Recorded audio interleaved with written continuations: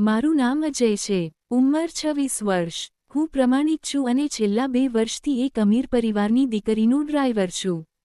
મારી માલકણ રિયા 24 વર્ષની હતી. અત્યંત સુંદર, નશીલી આંખોવાળી અને ખૂબ જ અમીર. તેને પાર્ટીઓ અને મોજ મસ્તીનો શોખ હતો.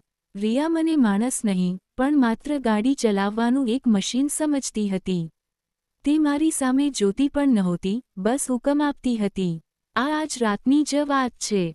રાતના સવારે 1 વાગ્યા હતા. શહેરના સૌથી મોંઘા ક્લબની બહાર મારી ગાડી રાહ જોઈ રહી હતી. રિયા બહાર આવી. તે પોતાના પગ પર માંડ ઊભી રહી શકતી હતી. તેણે ટાઇટ કાળા રંગનો ડ્રેસ પહેર્યો હતો, જે તેના શરીરને પૂરેપૂરું ઉજાગર કરી રહ્યો હતો. તે સખત નશામાં હતી. તેના વાળ વિખરાયેલા હતા અને ચહેરો ગુલાબ જેવો લાલ હતો. તેનો દોસ્ત તેને ધક્કો મારીને મારી કારની પાછલી સીટ પર ફેંકી ગયો. રિયાએ અંદર આવતા જ જોરથી બૂમ પાડી, ઝડપથી ચલાવ અજય, બહુ ઝડપથી. મને ઉલટી જેવું થાય છે. ગાડી અંધારા અને સુમસામ રસ્તા પર જઈ રહી હતી. રિયાનો નશો વધી રહ્યો હતો. તેણે અજીબ અવાજ કર્યો, રોક કાર, રોક. મેં જોરથી બ્રેક મારી. રિયા આગળની સીટ સાથે અથડાઈ. મેં પાછળ વળીને જોયું, રિયા ખરાબ રીતે ધ્રુજી રહી હતી. મને લાગ્યું કે તે કારની અંદર જ ઉલટી કરી દેશે. આ વિચારીને જ મારું મગજ ખરાબ થઈ ગયું. મેં તરત જ દરવાજો ખોલ્યો અને પાછળની સીટ પર ગયો. રિયા રડતી હતી, અજય મને સંભાળ. હું મરી જઈશ. મેં કશું પણ વિચાર્યા વગર રિયાને પકડી અને કારમાંથી બહાર કાઢી. રિયાનું બધું જ વજન મારા મજબૂત ખભા પર આવી ગયું. તેનું ગરમ અને નશામાં ડૂબેલું શરીર મારા શરીર સાથે ચોંટી ગયું. મેં પહેલીવાર રિયાને આટલી નજીકથી સ્પર્શ કર્યો હતો. મેં તેને રસ્તાના કિનારે બેસાડી. રિયા ગભરાયેલી હતી અને નશામાં લથડતી જીભે કંઈક બોલી રહી હતી. મેં તેને પાણી આપ્યું. રિયાએ બેભાન હાલતમાં પાણી પીધું અને સહારો લેવા માટે મારો હાથ જોરથી પકડી લીધો.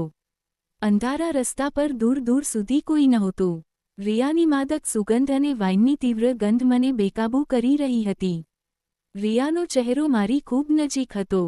નશામાં તેણે સહેજ સ્મિત કર્યું અને ધીમેથી કહ્યું, તું બહુ હેન્ડસમ છે અજય. કેમ ડ્રાઈવર છે? તેનો આ સવાલ અને નિર્દોષતા મારી સહનશક્તિ તોડી રહી હતી. મેં તરત જ રિયાને પાછી કારમાં બેસાડી. મને ખબર હતી કે જો હું એક પળ પણ ત્યાં રોકાઈશ તો હું મર્યાદા ઓળંગી જઈશ. અમે રિયાના આલિશાન બંગલે પહોંચ્યા. રાતના 2 વાગી ગયા હતા. રિયાના માતા પિતા શહેરની બહાર હતા. ઘર સાવ ખાલી હતું. મેં કારમાંથી ઉતરીને રિયાનો દરવાજો ખોલ્યો. રિયા હવે પૂરેપૂરી બેભાન હતી. તેને એકલી છોડવી ખતરનાક હતી. મેં ઝટ દઈને રિયાને ઊંચકી લીધી. રિયાનું વજન હલકું હતું, પણ તેનું બેજાન શરીર મારા શરીર પર કસીને ચોંટી ગયું હતું. મારા શરીરમાં વીજળી દોડી ગઈ. મેં મારી આંખો બંધ કરી લીધી, પણ ઈચ્છાની ગરમીને રોકી શક્યો નહીં. હું રિયાને ધીમે ધીમે સીડીઓ ચઢાવી તેના બેડરૂમ સુધી લઈ ગયો. મેં રિયાને નરમાશથી પલંગ પર સુવડાવી દીધી. તે બેભાન પડી હતી. મારે તરત જ નીકળી જવું જોઈતું હતું, આ મારી ફરજ હતી. પણ રિયા, તે મારી સામે હતી. નબળી, બેભાન અને અત્યંત આકર્ષક. અંધારામાં મારા દિલમાં રહેલા શૈતાને જીત મેળવી લીધી. મેં પહેલીવાર અનુભવ્યું કે હું ડ્રાઈવર નથી, હું અજય છું અને આજે રાત્રે મારી પાસે માલકણને નિયંત્રિત કરવાની પૂરી શક્તિ છે. મેં ધીમેથી મારા બૂટ ઉતાર્યા અને દરવાજો બંધ કરીને પલંગ પાસે ઊભો રહ્યો. રિયા ઘેરી બેભાન અવસ્થામાં હતી. તેનો ડ્રેસ તેને હેરાન કરી રહ્યો હતો. મેં મનને મનાવ્યું કે તેને આરામની જરૂર છે. મેં ધીમેથી રિયાના શરીર પરથી ડ્રેસ અલગ કરવાનું શરૂ કર્યું. મારા હાથ ધ્રુજતા હતા પણ વાસના આવી હતી. મેં તેને એક રેશમી બાથરૂમ પહેરાવ્યો. આ બધું કરતી વખતે રિયા બેભાન જ રહી. હું રિયાની બાજુમાં પલંગના કિનારે બેસી ગયો. મેં મારી વર્દી ઉતારી દીધી. હવે હું માત્ર ટી-શર્ટ અને પાયજામામાં હતો, એક ડ્રાઈવર નહીં પણ એક જવાન માણસ. રિયાએ બેભાન અવસ્થામાં પડખું ફેરવ્યું અને તેનું માથું મારા ખભા સાથે અથડાયું. રિયાએ મારો હાથ પકડ્યો અને તેને પોતાના છાતીએ લગાવી દીધો. તે બબડી, ચાચુ, તમે બહુ સારા છો. મને એકલી ન મૂકો. તેણે મને ભૂલથી કોઈ બીજું સમજી લીધું હતું, પણ મારા માટે આ એક મોકો હતો. મેં આખી રાત તેની નબળાઈનો ફાયદો ઉઠાવ્યો. મેં તેને અહેસાસ કરાવ્યો કે આજે તેની જિંદગીનો માલિક હું છું, તેનો ડ્રાઈવર નહીં. તે વિરોધ કરી શકે તેમ નહોતી. સવાર થતાં પહેલાં હું થાકી ગયો હતો, પણ મારા અંદર એક જીતનો અહેસાસ હતો. સવારે 5 વાગ્યે હું ઉઠ્યો, વર્દી પહેરી અને ફરી ડ્રાઈવર બની ગયો. સવારે 10 વાગ્યે રિયાનો ફોન આવ્યો. તેની અવાજ કડક હતો. અજય, તું ક્યાં છે? તારી હિંમત કેવી રીતે થઈ રાત્રે ગાયબ થવાની?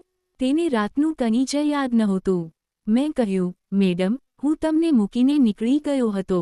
રિયા ગુસ્સે થઈ, ચૂપ રહે. જો તારે નોકરી જોઈએ તો અત્યારે જ આવ. હું ડ્યુટી પર પાછો ફર્યો, પણ હવે હું માત્ર ડ્રાઈવર નહોતો. રિયા હવે શાંત થઈ ગઈ હતી. એક દિવસ મેં જાણી જોઈને ટેબલ પર એ જ વાઇનનો કોર્ક બુચ રાખ્યો જે તે રાત્રે તેના રૂમમાં ખુલ્યો હતો.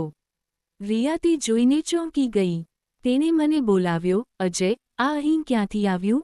તે રાત્રે શું થયું હતું? મેં તેની આંખોમાં જોઈને કહ્યું, મેડમ, મેં તમારી મદદ કરી હતી. તમે મારો હાથ પકડીને મને રોક્યો હતો. અને હા, મેં તે રાત્રે તમારો ફાયદો ઉઠાવ્યો હતો. રિયાનો ચહેરો સફેદ પડી ગયો. હું તને જેલ મોકલી દઈશ. તે ધ્રુજતા અવાજે બોલી. મેં શાંતિથી કહ્યું, મોકલી દો મેડમ. પણ દુનિયાને શું કહેશો કે તમારો ડ્રાઈવર તમારા બેડરૂમમાં હતો? તમારું નામ બગડશે. મેં રિયાના ગાલ પર હાથ મૂક્યો અને આ વખતે તેણે વિરોધ ન કર્યો. એક અઠવાડિયા પછી રિયાએ મને બોલાવ્યો અને કહ્યું, અજય, હવે તું મારી ગાડી નહીં ચલાવે. હું તને મોટી રકમ આપીને નોકરીમાંથી મુક્ત કરું છું. આ આપણા બંને માટે સારું છે. મેં પૈસા લીધા અને રિયાની આંખોમાં જોઈને સ્મિત કર્યું. રિયાએ પાર્ટીઓ છોડી દીધી. તેને સમજાયું કે જો તમે કોઈ માણસને માત્ર મશીન સમજશો, તો એક દિવસે જ માણસ પોતાનો અધિકાર છીનવી લેશે. અજયે માલકણની નબળાઈ પર પોતાનું નામ લખીને બદલો લઈ લીધો હતો. જો તમને આ વાર્તા ગમી હોય તો લાઇક કરો, શેર કરો અને કોમેન્ટમાં દિલનું ઇમોજી જરૂર મોકલજો.